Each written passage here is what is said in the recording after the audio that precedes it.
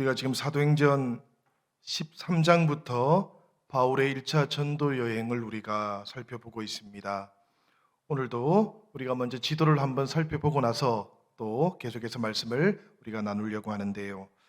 먼저 여러분들 지도를 한번 가만히 보시기를 바랍니다. 저기서 터키 지역 중간쯤에 있습니다. 저기서 아시아 지방을 한번 눈으로 확인해 보시기를 바랍니다. 잘 보시기를 바래요. 그 다음에 비두니아하고 본도 지방이 어디에 있는지도 한번 보시기를 바랍니다. 예. 그 다음에 우리 카파도기아 지방 보시고요. 그 다음에 지금 우리 바나바와 바울이 1차 전도 여행을 가서 머물러 있는 저 갈라디아 지방도 한번 보시기를 바랍니다. 지금 저렇게 동그라미가 쳐져 있는 갈라디아 지방보다는 조금 아래쪽에 이제 그 남부 갈라디아 지방으로 1차 전도 여행을 떠났던 것입니다. 그래서 저 아래 안디옥, 이고니온, 더베, 루스트라 지역으로 바울이 전도 여행을 떠났던 것이에요. 이 전도 여행의 여러 가지 일정들과 또 경로들도 우리가 한번 생각해 보면 좋겠습니다. 바울이 시리아에 있는 저 오른쪽 제일 아래쪽에 있는 저 시리아의 안디옥에서 내려와서 실루기아를 거쳐서 구브루 섬을 지나서 이제 터키 지역에 있는 저 밤빌리아 지방의 버가라는 곳에 배를 타고 도착한 것입니다. 그리고 저기에서부터는 육로로 똑바로 올라가서 안디옥으로 이제 올라가게 되었는데요. 저 버가라는 곳에 도착했을 때에 여러분들이 아시는 것처럼 마가 요한, 우리 마가복음을 우리 기록했던 마가 요한은 다시 돌아오게 되지요. 그리고 바나바와 바울만 이제 저렇게 비시디아 안디옥까지 올라가게 되었던 것입니다. 이게 우리 1차 전도 여행이 이제 시작되는 지점들이고요. 이렇게 해서 바울과 바나바가 비시디아 안디옥에 도착을 하게 되었고, 그곳에 도착해서는 회당으로 가장 먼저 찾아갔다 그랬습니다. 회당으로 가장 먼저 찾아간 것은 그곳에 있는 유대인들이 복음을 가장 먼저 들어야 된다고 바울과 바나바는 생각했기 때문이지요. 그곳에서 처음으로 바울은 공식적인 복음 전파를 시작하게 됩니다. 그야말로 바울의 첫 번째 설교라고도 할 수 있는데요. 우리가 잘 알고 있는 믿음으로 의롭게 되는 복음의 원리가 이 비시디아 안디옥에서 처음으로 선포되었다라고 지난주에 제가 말씀을 드렸습니다. 사도행전 13장 우리 38절과 39절의 말씀을 우리가 같이 한번 읽어보도록 하겠습니다. 우리가 최소한 성경을 통해서 확인할 수 있는 바로는 바로 이 본문의 말씀이 사도 바울이 가장 먼저 믿음으로 우리가 의롭게 된다라는 이 복음의 원리를 가장 먼저 선포한 말씀이라고 생각이 됩니다. 우리 같이 한번 읽어보도록 하겠습니다. 그러므로 형제들아, 너희가 알 것은 이 사람을 힘입어 제사함을 너희에게 전하는 이것이며, 또 모세의 율법으로 너희가 의롭다 하심을 얻지 못하던 모든 일에도 이 사람을 힘입어 믿는 자마다 의롭다 하심을 얻는 이것이라. 바로 이것을 형제들이 알아야 한다라고 바울이 그렇게 말했던 것이지요. 바울 사도가 이렇게 전했던 복음의 내용을 다시 한번 간추려 보면 이런 내용입니다. 메시아이신 예수님을 통해서 하나님께서 오래전에 하셨던 약속이 먼저는 이스라엘을 위해서, 그리고는 온 세상을 위해서 이제 성취가 된 것입니다. 유대인들은 가능하면 빨리 이 메시지를 들어야 했어요. 왜 그런가 하면 그들이 아주 오래전에 받았던 그 약속이 지금 성취되었기 때문입니다. 오랫동안 기다려왔던 그 약속이 지금 막 이루어졌기 때문에 그것이 이루어졌다는 소식을 유대인들이 먼저 들어야 되었다는 이야기예요. 그런데 이렇게 이루어진 이 약속의 성취는 그 약속의 근본적인 목적, 말하자면 이스라엘을 통해서 하나님께서 온 세상의 복을 주실 것이라고 했던 그 목적이 이루어졌다는 의미에서 완전한 약속의 성취이기도 합니다. 그래서 회당을 중심으로 오랫동안 소중하게 그 약속이 이루어지기를 기다려왔던 이 유대인들에게는 소망이 이루어지는 현실이 지금 막 시작되고 있다. 그곳에 와서 주님을 만나보라라는 그런 초대가 지금 바울을 통해서 이루어졌던 것이지요. 이 초대를 비시디아 안디옥에 있는 유대인들이 듣게 된 것입니다. 그런데 여러분, 우리가 지난주에 말씀을 살펴보니까 그 현실은 어떠했습니까? 일부 유대인들과 또 유대교에 입교했던 경건한 이방인들은 이 바울과 바나바를 따라왔다 그럽니다. 그런데 그 가운데 또 어떤 유대인들은 바울이 전했던 복음을 듣고 바울과 바나바를 이 회당에서 추방하려고 했습니다. 왜 그랬을까요, 여러분? 우리가 이것을 잘 알고 있어야 됩니다. 왜 유대인들은 회당에서 이 복음의 소식, 메시아가 도착했다는 이 소식을 듣고 나서 그 소식을 전했던 이 바울과 바나바를 추방하려고 했던 것일까요? 바울이 전하는 복음을 듣는 동안에 유대인들은 자신들이 특별한 존재, 선택받은 존재라고 하는 그 신념이 깨어지는 것을 경험해야만 했습니다. 사실 이스라엘은 특별하지요. 그런데 이스라엘이 특별했던 이유가 따로 있습니다, 여러분. 이스라엘 백성들이 특별했던 이유는 이 이스라엘 민족이 특별한 민족, 이 땅 위에 있는 모든 다른 민족들보다 더 특별한 어떤 민족이라서 그래서 특별했던 게 아니에요. 이스라엘이 특별했던 이유는 그들이 전해야 하는 소식이 특별했기 때문입니다. 이걸 아는 것이 대단히 중요합니다, 여러분. 이스라엘 백성들이 하나님께 위임받고 가지고 있던 그 소식이 특별했기 때문에 그들은 특별한 민족이 된 거예요. 우리가 로마서 3장 2절을 보면 이런 말씀이 있습니다.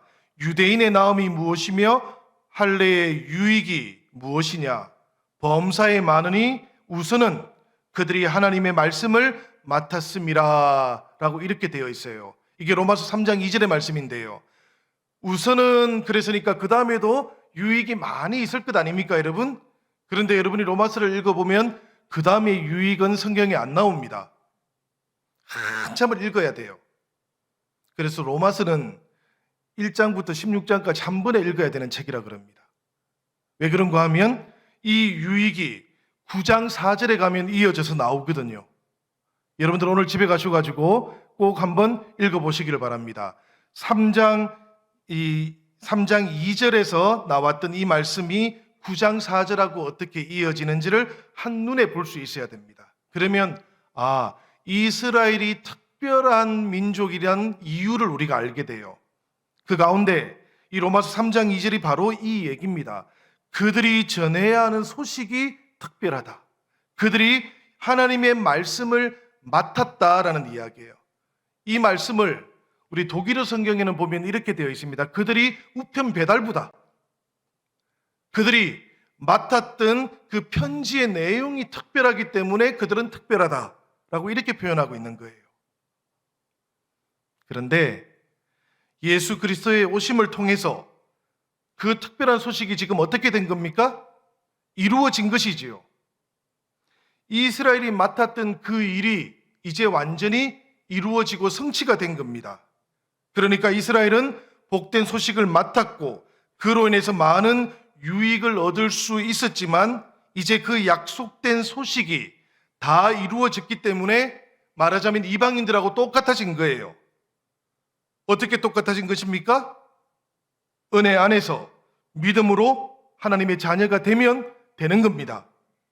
그런데 이 이스라엘 백성들은 어떤 생각을 하게 됐는가 하면 자신들만이 가지고 있었던 특권을 빼앗겼다고 느끼게 돼버린 거예요. 자신들은 특별한 민족이고 특별한 존재였고, 그런데 이 바울이 전하는 복음에 따르면 자신들의 특별한 위치가 상실된다라고 생각해서 바울이 전했던 이 복음을 안 받아들이려고 했던 것이지요. 이방 민족들하고 똑같다고 하니까 화가 났던 겁니다. 그래서 바울과 바나바가 회당에서 쫓겨나게 된 거예요.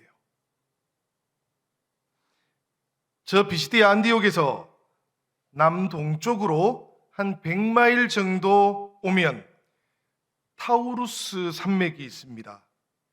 이 타우루스 산맥에서 쭉 아래쪽으로 조금 더 내려오면 해발 1000m 고지에 아주 오래된 도시가 하나 있는데요. 그 도시가 어딘가 하면 성경에 나오는 이고니온이라는 도시입니다.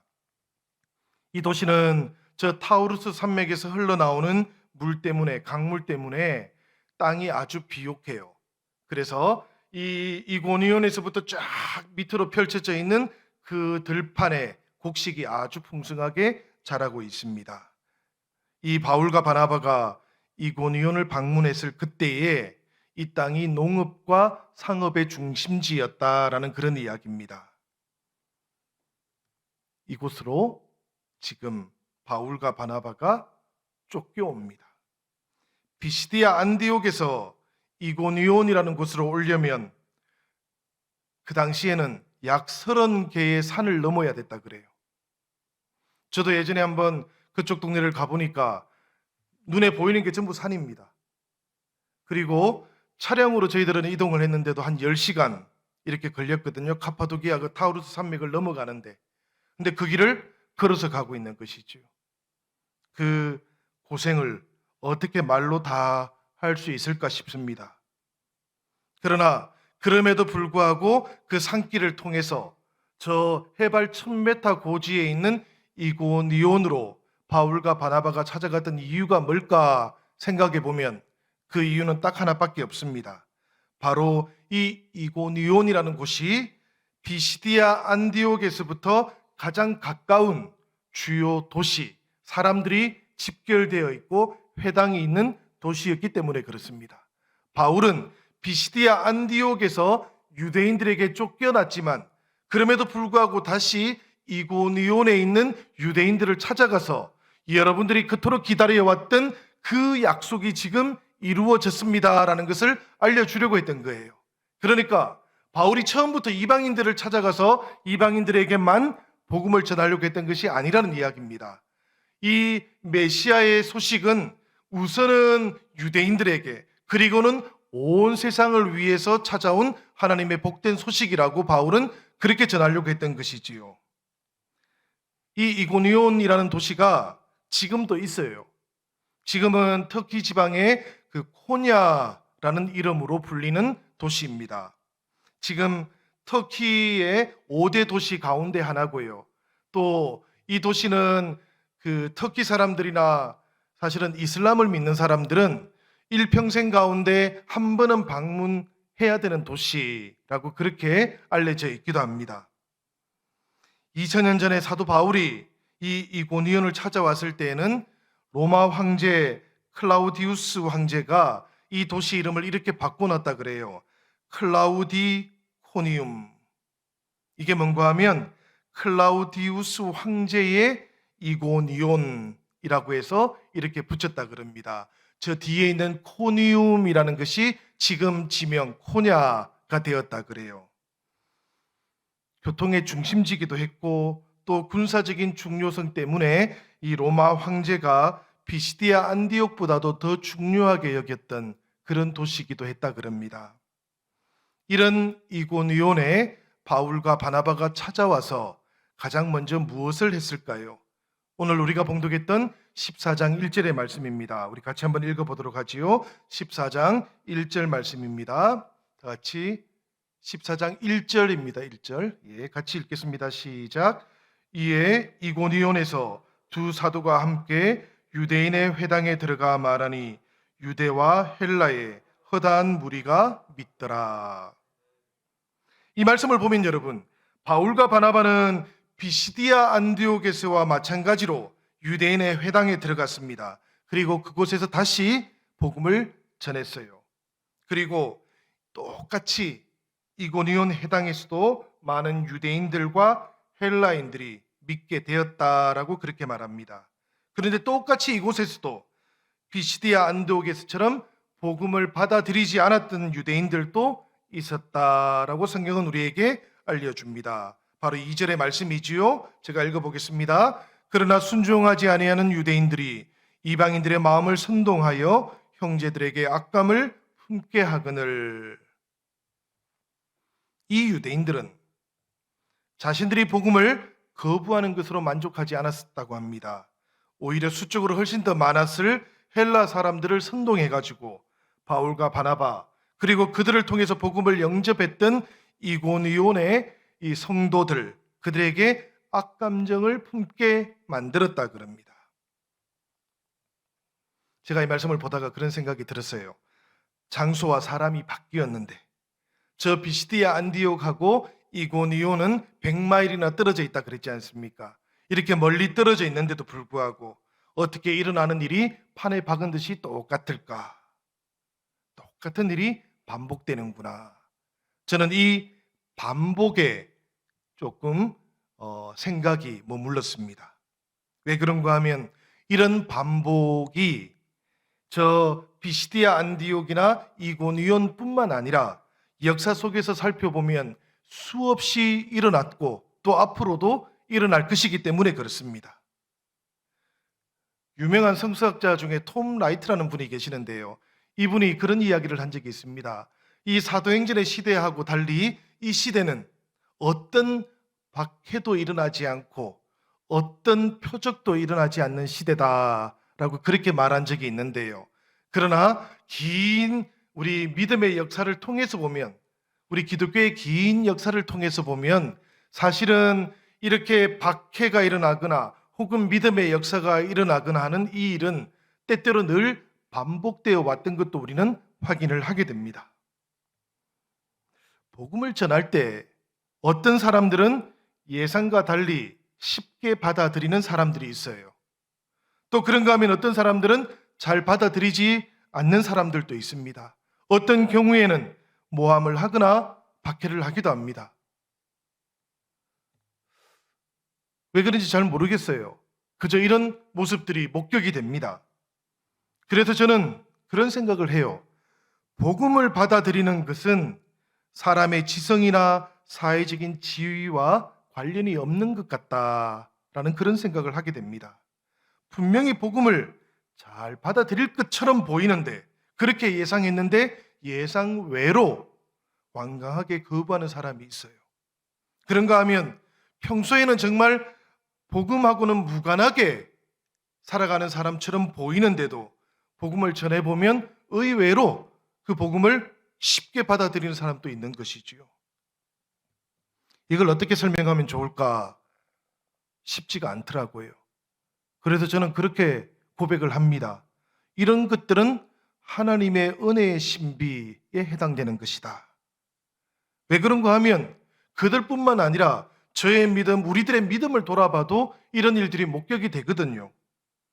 분명히 내가 믿겠다고 결단했고 그래서 내가 믿은 줄 알았는데 세월이 많이 지나서 돌아보니까 제가 믿은 것이 아니더라고요. 하나님이 불러주셨고 하나님의 은혜였더라고요. 믿음이라는 것도 그런 것들이었더라고요. 그래서 저는 그런 생각을 합니다. 믿음과 구원에 있어서 감사와 영광을 받으실 분은 오직 하나님 한 분뿐이시다. 나의 믿음도 그렇다는 이야기입니다, 여러분. 우리들의 믿음도 그렇다는 이야기예요. 지금 믿는 것은 믿게 하시는 은혜가 있었다는 이야기입니다. 어떤 사람은 진리를 짓밟고 사람을 선동하고 악행을 일삼으면서 살아왔습니다. 어떤 사람은 무지함 속에서 선동을 당하면서 살아왔습니다. 그러나 또 어떤 사람은 복음의 진리를 믿으면서 온갖 박해와 위협 아래서도 하나님의 말씀을 따라서 살고 전해왔습니다. 저는 이제까지의 역사 속에서 목격되는 것처럼 앞으로의 시대들 가운데에서도 이 일들은 반복될 것이라고 생각합니다. 우리가 앞으로도 이 복음의 진리를 따라서 은혜 안에서 살아가는 성도들이 되면 좋겠습니다. 복음을 선택하고 그 길을 걸어갔던 바울과 바나바를 사실 하나님께서 부르실 때 이 부름 앞에 응답하면서 이 길을 걸어갔던 사람들인 것이지요. 그 길을 걸어가겠다고 하니까 하나님께서는 그들을 통해서 새로운 시대의 역사를 쓰도록 하셨던 것입니다. 우리도 마찬가지라고 생각이 돼요. 이 시대를 새롭게 하시려는 하나님의 뜻이 있고 계획이 있습니다. 모든 시대를 향해서 하나님은 그런 뜻을 품고 계십니다. 그러나 그 뜻을 품으신 하나님께서는 그 뜻 앞에서 온전히 믿음으로 고백하는 성도들을 기다리고 계시는 것이지요. 우리들과 또 우리 영신교회는 바로 그런 하나님의 뜻 앞에서 부름을 받은 것입니다. 우리 영신교회를 통해서 하나님께서 새 역사를 이 지역에서 이룰 수 있도록 우리가 기도하며 준비할 수 있기를 바랍니다. 오직 기도해야 할 것이 한 가지가 있다면 그것은 바로 이것인 것이지요.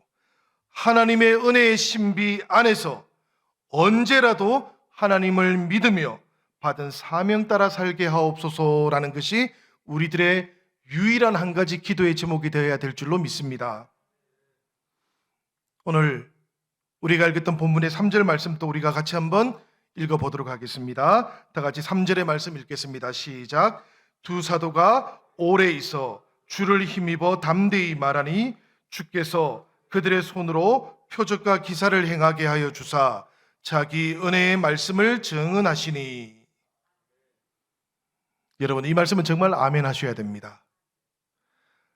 주님께서 사도들의 손을 통해서 표적과 기사를 일으키게 하시고 자기 은혜의 말씀을 증언하여 주셨다라고 말씀하고 있기 때문에 그렇습니다.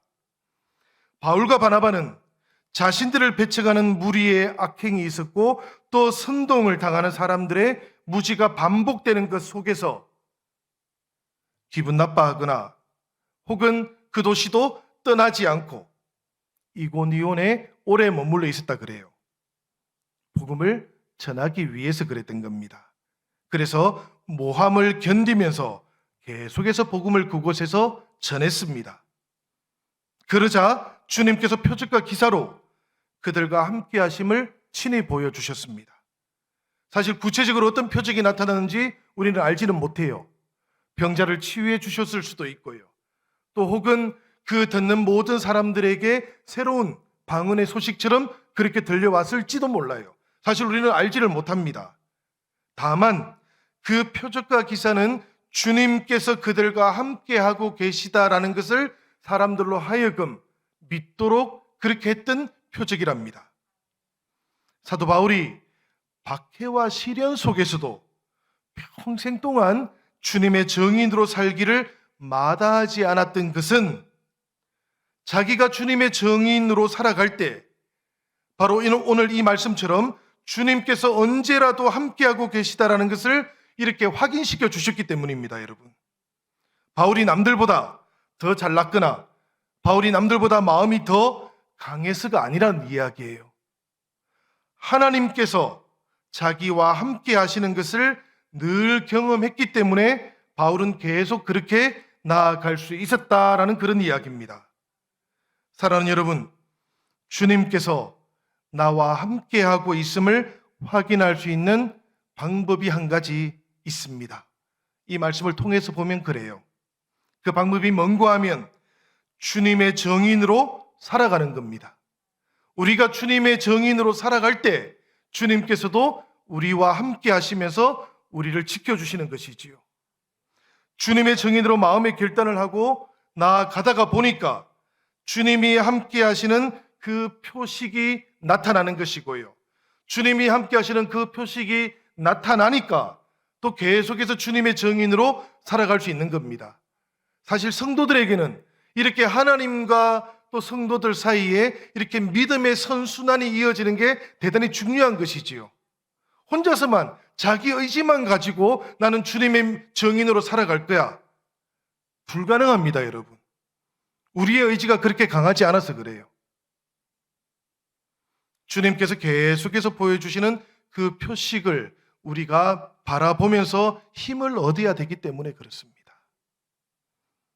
하나님께 자신의 인생을 거는 사람, 하나님을 신뢰하면서 하나님께 자신을 던지는 사람만이 하나님께서 나를 이끌어 주고 계시는구나 하는 그런 체험을 하게 되는 것입니다, 여러분. 이것이 바로 오늘 조금 전에 우리가 읽었던 3절 끝에 나오는 자기 은혜의 말씀을 정언하시니라는 말씀의 뜻이에요. 바울과 바나바가 예수 그리스도에 관한 복음을 말하고 전파할 때 그 말씀의 진정성과 그 말씀의 권위를 하나님 스스로 정언해 주시려고 했던 겁니다. 그래서 표적과 기사를 그 사도들의 손에 맡겨주셨다라고 그렇게 말씀하고 있고요. 그 표적과 기사를 사도들의 손에 맡겨서 표적과 기사가 나타나게 하는 그 일이 바로 자기 은혜의 말씀을 하나님께서 정언하는 방식이었다라는 이야기입니다.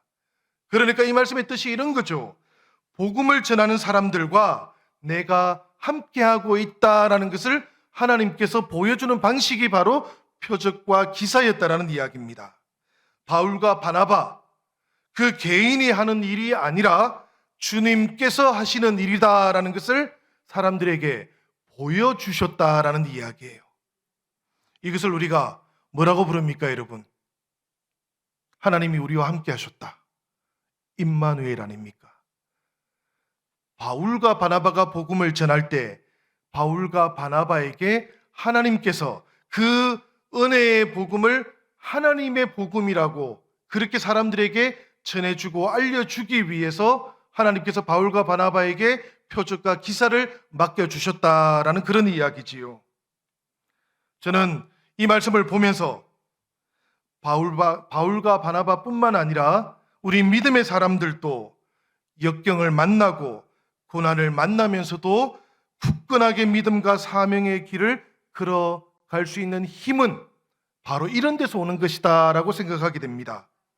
하나님을 믿고 살아가는 사람들, 정말로 말씀에 붙잡혀서 살아가는 사람들, 그들은 하나님께서 그 전해지고 있는 복음에 함께하고 계시다라는 그 표적과 기사를 경험하게 되는 것인데요.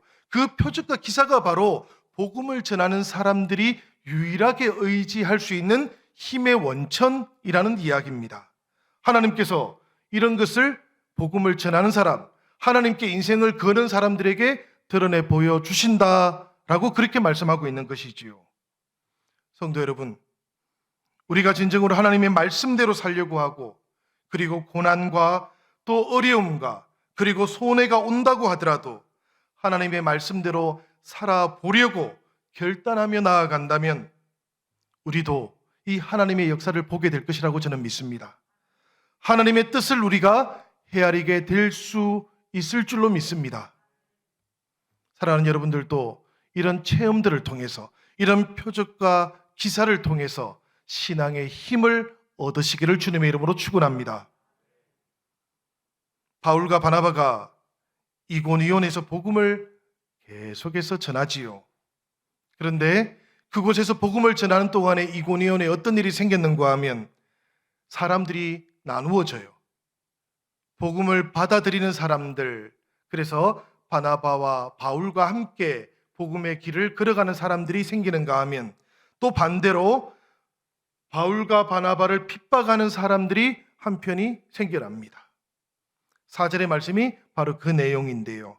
그 시내의 무리가 나뉘어 유대인을 따르는 자도 있고 두 사도를 따르는 자도 있는지라. 이 장면에서 우리가 생각하게 되는 것은 복음이 전해지는 곳, 하나님의 복음이 전해지는 곳에 이런 소란이 일어난다는 이야기입니다. 사실은 여러분, 우리는 소란이 일어나는 거 좀 싫어하지요. 혹시라도 소란이 일어나고 불편해지면 어떨까, 어찌할까 이런 염려가 있지 않습니까? 그런데 복음이 전해지고도 복음이 전해지기 전에 상황하고 똑같이 유지되면 그것 좀 이상한 일입니다. 그렇죠, 여러분? 복음은 변화시키는 힘이거든요. 복음이 들어가면 예전의 상황과 세상은 달라져야 되는 것이거든요. 그래서 복음이 전해지는 곳에는 사실은 소란이 있기 마련입니다. 이건 마치 예수님께서 누룩이 반죽 속에 들어가면 어떻게 된다고요?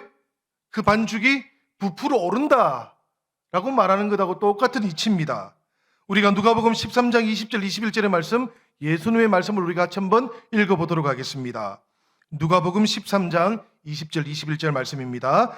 또 이르시되 내가 하나님의 나라를 무엇으로 비교할까? 마치 여자가 가루 서말 속에 갖다 넣어 전부 부풀게 한 누룩과 같으니라 하셨더라. 아멘. 여기서 이 누룩은 무엇을 말하는 것입니까, 여러분? 이 누룩이 바로 하나님 나라의 복음을 말하는 것이지요. 그러니까 이 누룩이 들어가고도 가루 서말이 부풀어 오르지 않으면 이 누룩은 이상한 것 아닙니까? 복음이 전해지고도 복음이 전해지기의 상황처럼 똑같이 아무 일도 일어나지 않으면 그 복음이 이상한 것이겠지요. 복음은 그런 것이 아니라는 이야기입니다. 복음은 세상 속으로 들어가면 세상이 가만히 있을 수 없는 것입니다. 복음에는 힘이 있고 능력이 있기 때문입니다. 사랑하는 여러분, 바울이 복음을 전했을 때 이 이고니온에도 그런 일이 일어났던 것이지요.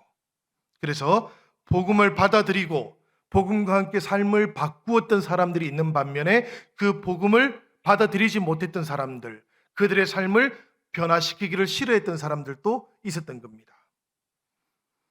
결국에 이고니온에서는 복음을 거부했던 유대인들이 최후의 수단을 동원했어요. 5절의 말씀인데 이렇습니다. 이방인과 유대인과 또 그 관리들이 두 사도를 모욕하며 돌로 치려고 달려드니. 네, 이 말씀을 보니까 복음 앞에서 삶을 변화시키기를 거부했던 사람들, 그 유대인들과 이방인들이 이고니온의 관리들까지 동원해가지고 바울과 바나바를 돌로 쳐서 죽이려고 했습니다. 두 사도는 그 사실을 알고는 이제 루가오니아 지방에 있는 루스드라와 드베라는 곳으로 피신을 하게 되었다고 합니다. 6절과 7절의 말씀입니다. 우리 같이 한번 읽어보도록 하지요. 다 같이 읽겠습니다. 시작. 그들이 알고 도망하여 루가오니아의 두 성 루스드라와 드베와 그 근방으로 가서 거기서 복음을 전하니라. 아멘. 이 루가오니아에 있는 두 성 루스드라와 드베라는 곳, 이곳은 비시디아 안디옥이라든지 혹은 이고니온하고는 완전히 다른 곳입니다, 여러분. 이곳은 사람이 많이 살지 않았던 곳이에요. 이곳은 중요한 교역로가 있던 곳도 아니었습니다. 사람들이 많이 오고 가던 곳도 아니었어요. 그 당시 기록을 보면 이 루스드라와 드베 지역에는 교육을 받은 사람들이 모여 살지도 않습니다. 교육기관이 별로 없어요. 문맹률이 굉장히 높은 지역이었다 그럽니다. 아마도 바울과 바나바가 이고니온에서 박해를 받지 않았다면, 시련을 받지 않았다면 이 바울과 바나바의 다음 행로는 이 루스드라와 드베가 아니었을 것이라고 합니다. 왜냐하면 그 길을 따라서 가면 이 비시디아 안디옥에서 이고니온을 통해서 다른 지역으로 이어지게 되어 있는 것이지요. 그런데 박해를 받고 피신해서 가다가 보니까 이제 바울과 바나바는 이 루스드라와 드베라는 곳으로 오게 되었다라는 겁니다. 그런데 여러분, 우리가 알고 있는 것처럼 이 루스드라에서 바울은 하나님의 놀라운 이적들을 베풀게 되고요. 특별히 이곳에서 아주 중요한 만남의 은총도 가지게 됩니다. 이적은 어떤 것입니까, 여러분? 루스드라에 한 일어나지 못하던 사람을 바울이 치유시키는 일이 있었던 것이지요. 바울의 입장에서는 다른 여러 지역으로 가서 복음을 전하고 많은 사람들을 하나님께 돌아오도록 하는 일이 더 좋은 일이었을 것 같습니다만은, 그러나 이 이름 모를 조그마한 동네에 불과했던 루스드라의 그 장애인에게는 바울과 함께했던 하나님의 은혜가 얼마나 놀라운 은혜였겠습니까? 하나님께서는 이 루스드라에 있던 이 장애인을 이렇게 세우기 위해서 어쩌면 바울을 그곳으로 불렀을지 아무도 우리는 알지를 못합니다. 마찬가지로 바울은 이 루스드라에서 복음을 전하다가 돌에 맞아 죽을 뻔합니다. 그러다가 다시 깨어서 루스드라로 돌아가서 또 복음을 전하고요. 그리고 드베까지 복음을 전한 다음에 돌아오거든요. 이렇게 1차 전도 여행에서 루스드라에 가서 복음을 전하고 돌아왔기 때문에 2차 전도 여행, 우리가 나중에 보게 됩니다만은 두 번째 전도 여행을 떠나게 될 때 바울이 가장 먼저 찾아간 곳이 어딘가 하면은 이 루스트라와 드베라는 곳입니다. 이번에는 배를 타고 간 것이 아니고 육로를 통해서 갔거든요. 이 시리아 안디옥에서 다소를 거쳐서 이 루스트라와 드베를 찾아갑니다. 왜냐하면 먼저 복음을 전했던 형제자매들이 그곳에 있기 때문이에요. 우리가 아는 갈라디아 지방의 성도들, 형제자매들이라고 불리는 그 형제들이 그곳에 있기 때문이에요. 바울이 그곳에 갔다가 누구를 만나게 됩니까, 여러분?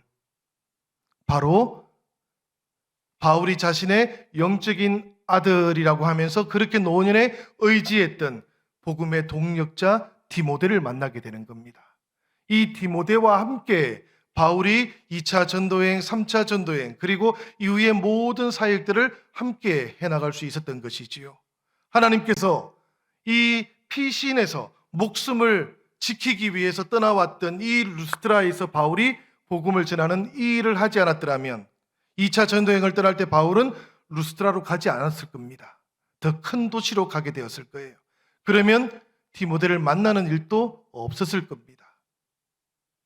생각해 보면 우리는 하나님의 뜻이나 하나님의 계획을 정말 알지를 못하는 것 같습니다. 그분이 어떤 생각을 가지고 있고 그분이 어떤 계획을 가지고 있는지 알지 못한다는 이야기예요. 얼핏 보면 하나님이 하시는 일은 서로 연결고리가 없는 것처럼 보일 때가 참 많습니다. 그러나 그렇게 보여도 일이 이루어지고 나중에 보면 모든 것이 다 하나님의 뜻이 있고 연결이 되어 있는 것을 우리가 종종 체험을 하게 되지요. 바울과 디모데의 만남은 그런 종류인 것 같습니다. 우연처럼 보이지만 하나님의 섭리하심이 있고 하나님의 신비로움이 그 속에 담겨져 있는 것이지요. 저는 우리 영신교회 이 신앙 공동체 안에서 만났던 여러분들 모두의 만남이 다 하나님께서 이렇게 신비로운 섭리 가운데 만나게 하신 것이라고 믿습니다.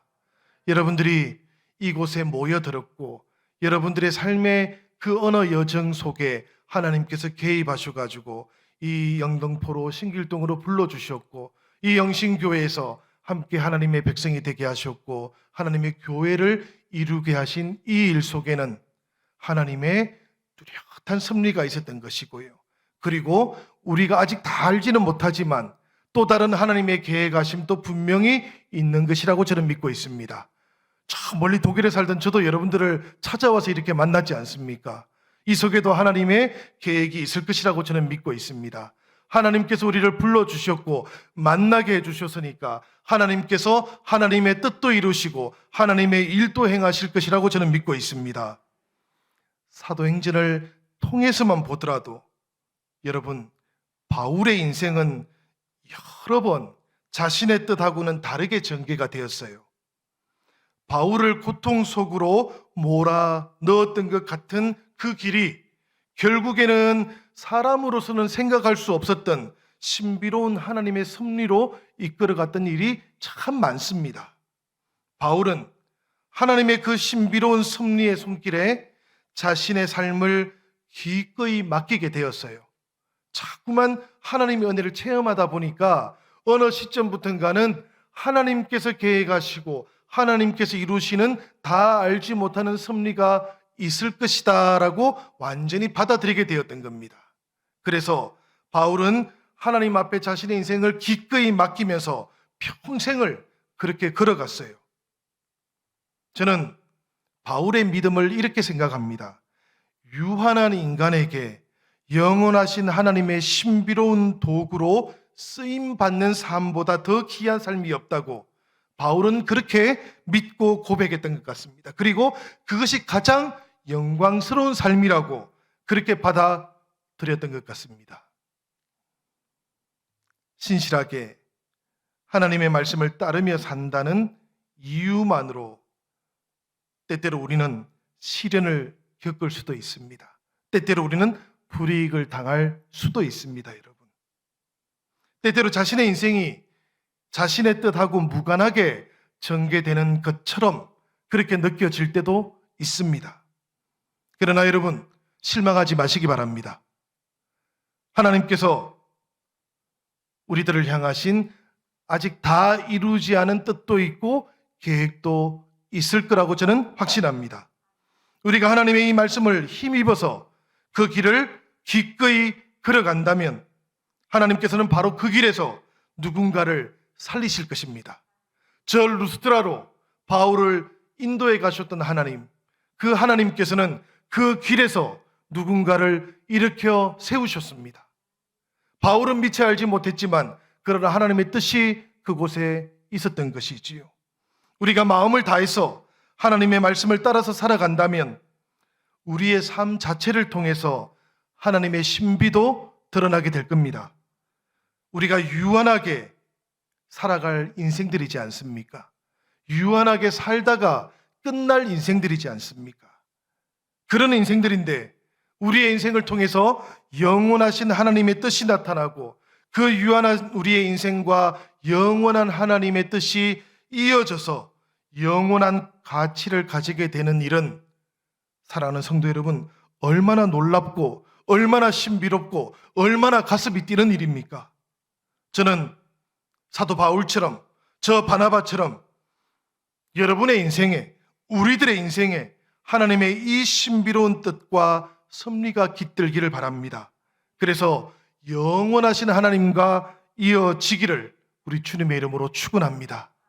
오늘 이고니온에서 복음을 전했던 이 바울과 바나바의 모습을 우리가 돌아보면서 정말 우리도 저 바울처럼 우리도 복음을 전하기 위해서 그 긴 여정을 걸어가면서 마침내 하나님과 영원으로 이어졌던 저 사도들처럼 그렇게 하나님과 이어져서 하나님의 뜻이 우리의 인생 가운데서 이루어지는 귀한 은혜가 우리 사랑하는 영신교회와 모든 성도들 가운데 임하기를 우리 주님의 이름으로 축원합니다. 우리 같이 이 시간 기도하겠습니다.